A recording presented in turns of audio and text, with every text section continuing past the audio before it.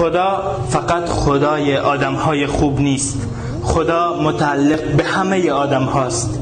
الله متعال در قرآن کریم به پیامبرش می‌فرماید و اذا سألك عبادی عنی فإنی قریب، و زمانی که بندگانم از تو درباره من پرسیدن پس من نزدیکم. الله متعال نگفت که به بنده های خوبم نزدیکم، بلکه فرمود به بندگانم، و همه ما بندگان الله متعالیم، چه با گناه چه بی گناه. وقتی در این ماه رمضان اشخاصی رو میبینیم که رو میارن به نماز خوندن، رو میارن به روزه گرفتن، حق اینو نداریم که با جملاتی قلبشون رو بشکنیم. اونا مهمون ما نیستن، مهمون خدان. اونا به دنبال رحمت ما نیستن، به دنبال رحمت الله هن. بس بترسیم با غرورمون اعمال خودمون رو هم نابود کنیم.